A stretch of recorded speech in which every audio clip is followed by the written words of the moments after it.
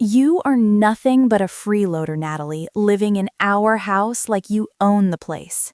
Susan's voice sliced through the speaker, sharp and shrill, tangled with the sound of ocean wind and distant music and laughter. She was calling from a private suite on a Mediterranean cruise, the kind with polished brass railings and champagne buckets sweating beside lounge chairs. I was standing alone in the vast, echoing foyer of the Victorian estate my mother had left entirely to me. The house was silent, except for the faint hum of the refrigerator down the hall. I didn't raise my voice. I didn't let her hear the crack forming in my chest. I simply pressed the red button and ended the call. The quiet rushed back in like a tide. I crossed the black and white tiled floor to the heavy oak front door, wrapped my hand around the cool brass deadbolt, and turned it. Click. The sound was small, but absolute. They were never stepping foot inside again. Before we get into the revenge, drop a comment and let me know where you're listening from and what time it is for you right now. I'd love to know who's part of our community. To understand why I locked the door, you have to understand the house. My mother called it the Painted Lady, and she said the name the way other people say the name of a beloved friend. It wasn't simply a Victorian estate, it was a masterpiece anchored on 3 acres of impossibly green lawn that rolled like velvet toward a line of old oaks. The exterior wore layers of carefully chosen colors: sage, cream, dusty rose, accenting the gingerbread trim and ornate brackets. Inside, the air carried the scent of lemon oil rubbed faithfully into banisters, old cedar from the closets, and the lavender my mother used to dry in bundles in the sunroom windows. Every spindle along the sweeping staircase had been sanded and stained by her hands. Every stained glass pane in the foyer had been restored piece by delicate piece. When she died, she didn't just leave me walls and a deed. She left me devotion crystallized into wood and glass. She left me a lifetime of her care sealed into slate shingles and carved corbels. And for 2 long years, I allowed something corrosive to live inside it. It began with a request that sounded harmless. My father, Brian, sat across from me at the kitchen table weeks after the funeral, his shoulders rounded, his face pale and tired. He said his newest business venture had collapsed under bad investments. He said rent for his apartment with his new wife, Susan, was swallowing them whole. "Just 6 months, Nat," he pleaded, his voice thick and eyes glassy. "Just until we stabilize. We won't interfere. You won't even know we're there. We'll keep to ourselves." I was 22, hollowed out by grief and terrified of losing what little family remained. I told myself compassion was the right choice, so I handed them the keys. 6 months stretched into a year. A year quietly became 2. The ghosts he promised turned into permanent fixtures with opinions, demands, and a sense of ownership that grew bolder by the day. Susan arrived trailing a cloud of heavy synthetic perfume that smothered the natural scent of lavender and polished wood. She brought modern furniture, all sharp corners and bland beige upholstery that clashed violently with the deep mahogany and floral wallpaper my mother adored. But aesthetics were the smallest wound. The deeper cut was deception. Because while I was busy running my landscape architecture firm, leaving at dawn, returning after dusk, an alternate story was being told under my roof. Susan would trail her fingers along the wainscoting and remark casually, "When we renovate this drafty relic, we'll tear this wall out and modernize it." Or she would scold me for spreading design blueprints across the dining table. "Natalie, keep your things in the servants' quarters. We're hosting friends tonight." Servants' quarters. She meant the small guest suite I had willingly moved into so they could take the master bedroom. One night, I cornered my father in the kitchen after Susan went upstairs. His face drained of color when I confronted him. "I couldn't tell her the truth, Nat," he whispered, glancing toward the ceiling as if the house itself might betray him. "If she knew the property was yours, she'd feel uncomfortable, like she was intruding. I told her I purchased it from your mother's estate.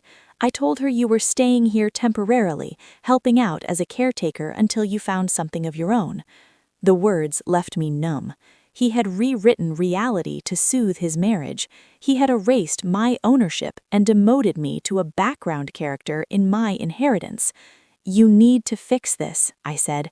"Tell her." He promised he would. He said he was waiting for the perfect time. That time never materialized.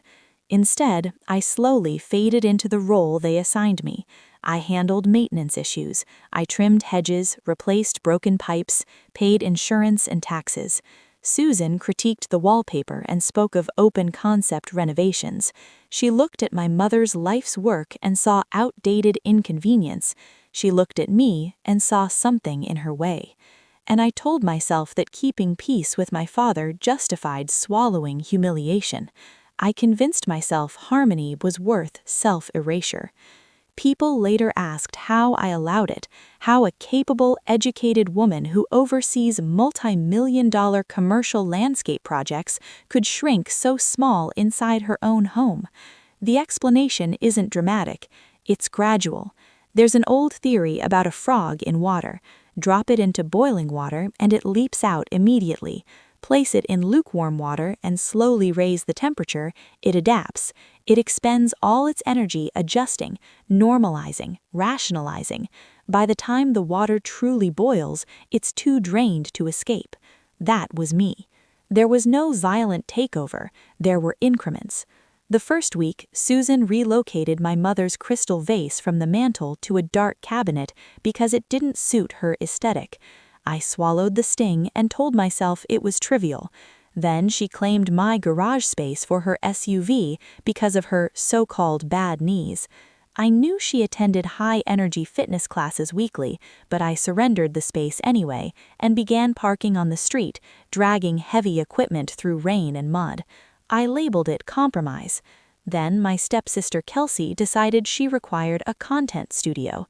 I returned home to find my sunlit design studio transformed into a backdrop for social media videos. My drafting table was buried under cosmetics and lighting rigs. Months of detailed plans were stacked carelessly on the floor. When I objected, she rolled her eyes and dismissed my career as drawing grass. I waited for my father to correct her.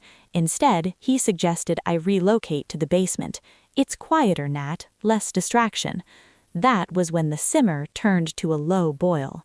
I wasn't sharing space, I was disappearing. I had become infrastructure. I funded utilities. I maintained structure. I enabled their comfort. And I kept telling myself it was temporary, right until they tried to seal the lid. The breaking point came with rain. A coastal storm slammed into the region, pounding the slate roof relentlessly for days. On the second night, I woke to the sound of steady dripping echoing through the upstairs hallway. Water pooled along plaster ceilings and threatened hardwood floors below. I scrambled for emergency contractors, but everyone was overwhelmed by storm damage. My father stepped forward with sudden confidence. "I know someone," he assured me, "an old colleague who works with Slate. He can prioritize us, but he needs an upfront deposit to secure materials." The estimate was $8,500, nearly half of my liquid savings. But the house was my mother's heart made tangible. I wrote the check without hesitation, placing it directly into my father's hands because he said he would manage the transaction for a discounted rate. "Please," I told him, "save the roof." He promised he would. No roofer arrived. Excuses followed, shipment delays, supplier shortages. I clung to belief because the alternative was unbearable. Then, during a lunch break at work, I saw a photo on Instagram. Kelsey posed against a Mediterranean backdrop, champagne flute raised, the sea behind her impossibly blue. The caption thanked Daddy for making dreams happen. I swiped. There they were, Susan radiant in sunglasses, my father smiling in a linen shirt I had never seen before. Location tagged in Greece. My hands went cold. I checked my bank account. The $8,500 check had cleared. The payee listed as cash. There had never been a roofer. The roof funds had financed cocktails and cruise decks while rainwater seeped into the home my father claimed to safeguard. They had siphoned protection from over my head to purchase ocean views. The air inside the house felt heavier after that, as if even the walls understood betrayal. I moved through days mechanically, replaying the image of my father laughing under foreign sun. Then, on Thursday afternoon, the house trembled. A low mechanical rumble vibrated through floorboards. I rushed to the window and saw a massive yellow excavator grinding across the lawn, its metal treads carving scars through grass my mother had planted by hand. A pickup truck idled behind it, Miller Construction printed across the door in bold black letters. I sprinted outside. "Hey!" I shouted, waving my arms. A burly man in a hard hat climbed out of the truck. He looked at me, then at a clipboard. "Work order for the greenhouse demo," he said, pointing a thumb at the delicate glass structure at the edge of the property. "Client wants it cleared for a lap pool. We're digging the foundation today." "What client?" I demanded, planting myself between the machine and the greenhouse. "Mrs. Susan Miller," he read, "and a Mr. Brian Miller. They scheduled this 3 weeks ago, said they'd be out of town, told us to just get started." I felt dizzy. The greenhouse was my mother's sanctuary. It was where she taught me to propagate succulents, where she drank her morning tea. Susan wasn't just modernizing, she was erasing. She had scheduled the demolition while she was on vacation so she wouldn't have to hear the glass shatter. "Stop everything," I said, my voice shaking but loud. "They don't own this property. I do." The foreman, whose name tag read, looked skeptical. "Look, lady, I got a signed contract and a deposit check." "The check will bounce," I said flatly, "just like the one they wrote for the roof." Frank paused. He looked at the excavator, then back at me. He pulled out his phone. "Let me call the office." I waited, my heart hammering against my ribs. I watched him pace, speaking in low, angry tones. After 2 minutes, he hung up and walked back to me. His face was a mask of fury. "Check didn't clear," he growled. "Bank returned it this morning. Insufficient funds." I let out a breath I didn't know I was holding. "I'm sorry," I said. "My father, he's not honest." Frank spat on the ground. "Waste of my time, waste of my gas." He signaled to the excavator operator to kill the engine. The silence that followed was profound. "Wait," I said, a plan forming in my mind with sudden crystalline clarity. "Don't leave yet." I pulled the deed from my back pocket. I had started carrying a copy everywhere. I showed him my name. I showed him the date. "I'm the owner, and I have a job for you. Since you're already here with a crew and a truck." Frank raised an eyebrow. "What kind of job?" I looked toward the house at the master bedroom window where Susan's beige curtains hung. "I don't need a pool," I said. "I need eviction service. I need everything that isn't mine out of that house and into a dumpster today. I'll pay double your day rate, cash." Frank looked at the house, he looked at me, then a slow, grim smile spread across his face. The sun was setting when the taxi pulled into the driveway. My father, Susan, and Kelsey piled out, their skin golden from the Mediterranean sun, laughing about some inside joke. Their luggage was piled high on a cart the driver was unloading. It was a perfect picture of a happy family returning home until they saw the driveway.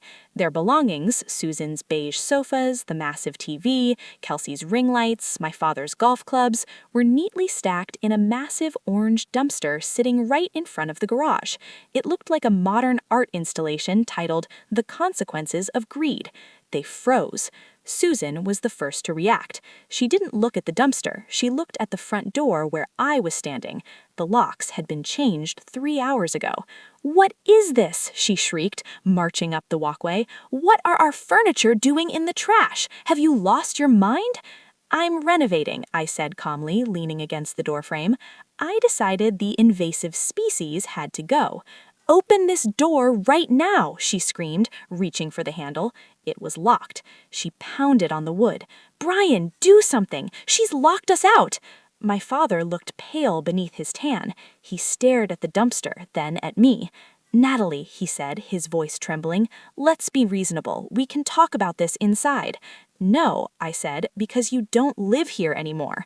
"You little brat!" Susan lunged forward but stopped short when a heavy hand landed on her shoulder. It was Frank, the foreman. He and 2 of his crew members stepped out from behind the dumpster, arms crossed. "Ma'am, I'm going to have to ask you to step back from the property," Frank said. "Who are you?" Susan spat. "I'm calling the police." Already here, I said, pointing to the end of the driveway. A patrol car rolled up, lights flashing silently. I had called them the moment I saw the taxi. I walked down the steps to meet the officers holding a manila folder. "Officer," I said, "I'm the homeowner. These people are trespassing." The older officer looked at the group.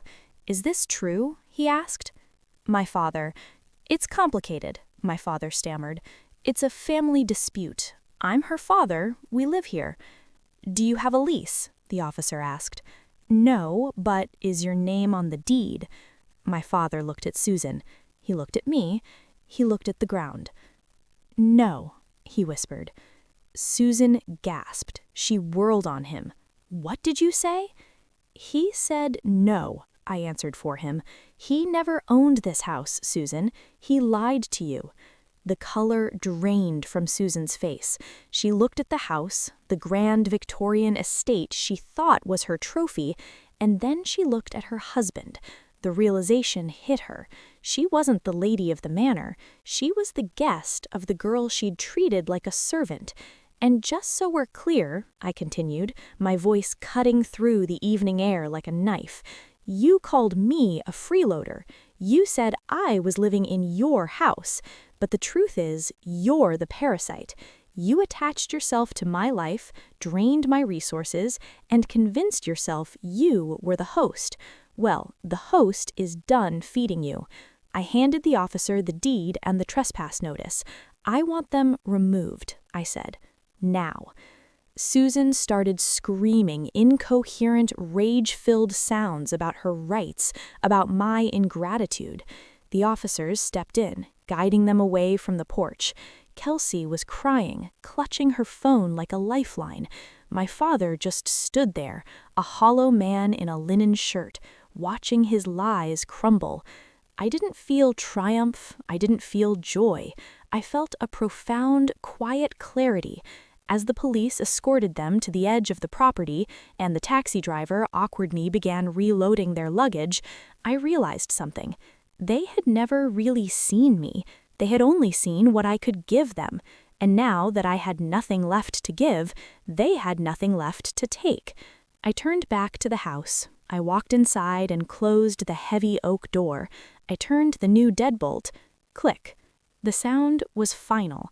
It was the sound of a life being reclaimed. The silence that followed the police cruiser's departure was heavy, but it wasn't empty. It was the kind of silence you find in a cathedral after the bells have stopped ringing, a resonant, vibrating stillness. I stood on the porch for a long time, watching the dust settle on the driveway where the dumpster had been. The invasive ivy had been cut away at the root. The parasites were gone. And for the first time in 2 years, the house behind me took a deep breath. I walked back inside. The air already felt different. The cloying scent of Susan's synthetic perfume was fading, replaced by the faint, clean smell of old wood and lemon oil. I walked through the living room, which was now blessedly empty of beige sofas and ring lights. My footsteps echoed on the hardwood floors my mother had refinished. It didn't feel lonely. It felt spacious. It felt like I had finally reclaimed the oxygen in my own life. I went out to the greenhouse. The yellow excavator tracks were ugly scars across the lawn, a violent reminder of how close I had come to losing everything. But the glass structure still stood. It caught the last rays of the setting sun, glowing like a jewel. I stepped inside, the humid, earthy smell wrapping around me like a hug. My mother's orchids were still there, neglected but alive. People tell you that cutting off family is a tragedy.